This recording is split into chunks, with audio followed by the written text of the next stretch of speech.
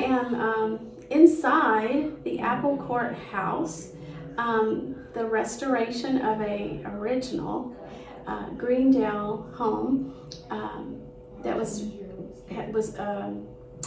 restored through the Greendale Historical Society, and I have a member here. Hi, my name is Jane Stoller, and I joined the Historical Society really when this house was bought. My husband and I were on a trip with the Historical Society as they were negotiating to buy the house. So on the last day of the trip, they announced that they had bought this house. And so my husband and I thought, well, that's great, you know. COVID hits. We had just got retired. We needed things to do. Yeah. So we came. Ted sent out a SOS. We need people to clean, to paint, to do this, that, the other thing. My husband and I spent many, many hours here by ourselves, scraping windows, painting windows, cleaning windows, cleaning the doors, cleaning the woodwork. We were very, very busy here and spent many happy hours away from other people. And I like that you say they're happy hours. Oh, yes. Because I have heard so many people in my neighborhood in Trussville, the Cahaba Project of Trussville, say, you know, it's just too much work to restore an old house. Oh. We can do it cheaper and easier if we just bring in the bulldozer and demolish it and start over. And when I bought my house in 1993 and my brother bought his house in 1986, we each knew that we treasured our home and were willing to put in the hours of work. It was a family project, it was a neighborhood project, it was friends and family, come over, let's do it. I remember my brother, we knew there was original heart pine flooring in the kitchen, but it was covered in linoleum. We were determined to restore it to the original, and my brother, he had those scraping tools, and we put down wet towels and steam irons to melt the tar underneath the linoleum to get that linoleum up. But it was a labor of love, right? Yes. It's a labor of love, and you take so much pride when you do that with an old home. And to this day, my brother's house at 116 Parkway Drive has that original pine flooring, and it's been beautiful ever since we worked on it.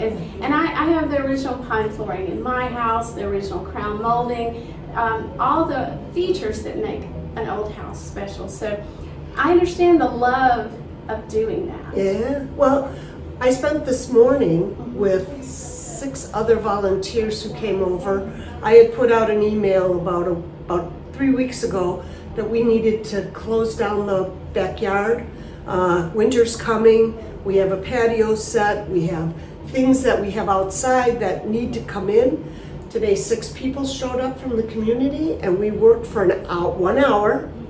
We were able to take in all the patio furniture, put in the screen door, storm windows. We took in the hoses and turned off the water, which this is Wisconsin. We don't do this so much in Alabama, but I understand what you're talking about. I felt really good about having, and we all sat around and talked and had cookies afterwards. It's the community. And it was a very fun thing. It builds community. Yes. It gets you to know your neighbors. Everybody came and were happy to do it, and it was just a nice thing. Yeah. And I have had no problems finding volunteers to mow the grass, to rake the leaves, shoveling we have paid for because we run it as an Airbnb and it has to be done the day it has to be done.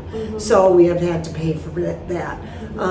But most of the other things that have continued to be done in this house are done by volunteers. Yeah, and it's great for the community. It's like any community that has Kiwanis, a Rotary Club, that community is stronger, right? Right. Because people are engaged and they care. Yeah, and we have more and more younger people that are beginning to get involved, people that are still working. that are interested in archiving or doing the other things that go along with being a historical society. It's cool to be historical. Yes, yes it is.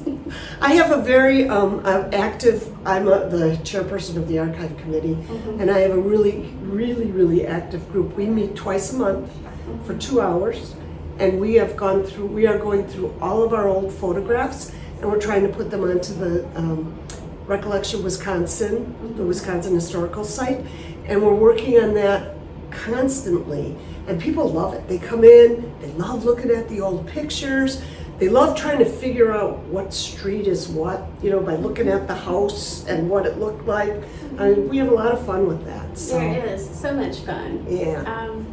It makes me wish that I had been here in Wisconsin to be a part of this, because I just think, it gets to be, it builds excitement. It does. As it progresses, and then the next thing you know, the news reporters are out here, and they're writing an article, and you feel like you're part of something important, and you're a little bit famous when that happens, right? Like I'm right now, I'm feeling a little famous.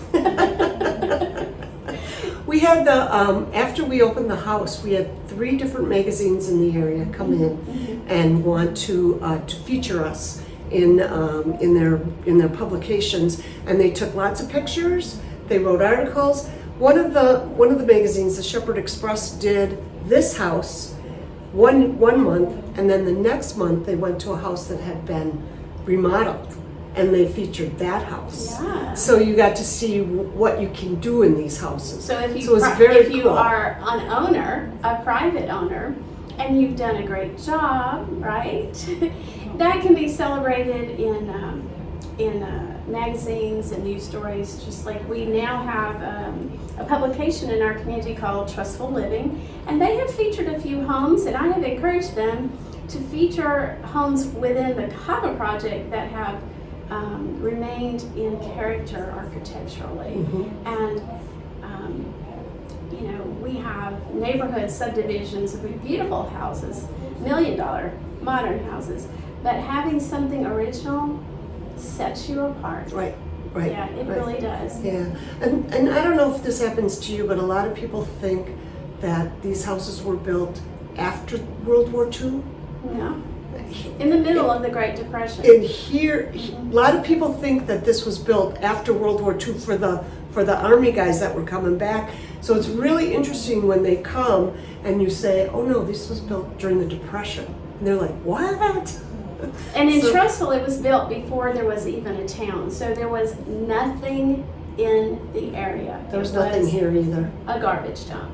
And the federal government came in and took advantage of the fact that there wasn't anything there and created it created the Cahaba resettlement. Right.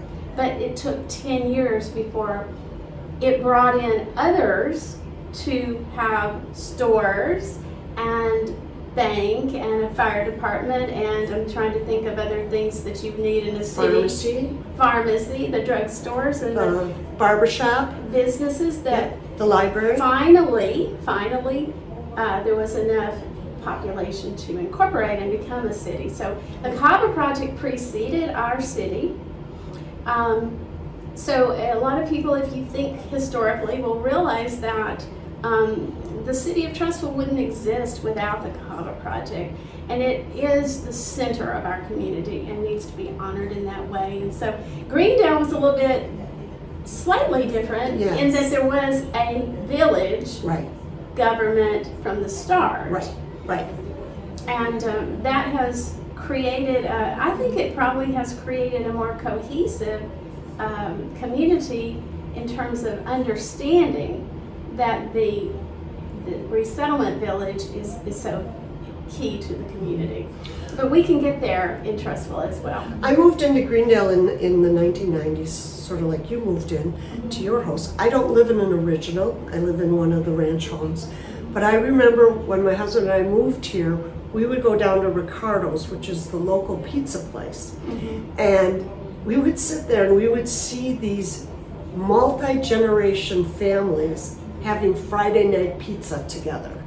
you'd have grandma and grandpa, the kids, and then the grandkids, and they'd all be, and they were all living here because they all had Greendale stuff on. So I think a lot of kids grew up here, they moved away, went to college, and then when they had babies, they come back because the schools are good, the neighborhood's safe. And that is true in Trussville. It's a great place to come back to. Yeah. It really is. So- And I personally attribute the sense of community that has always been there, that developed as a part of that sense of, people coming together to build something and support each other like neighbors. And it's persisted, and that's what makes Trussville unique even to today. Right. So it's been just a joy talking to you. I Thank you wish I very could much. talk all day. I know you have to move on. I can't stand up anymore.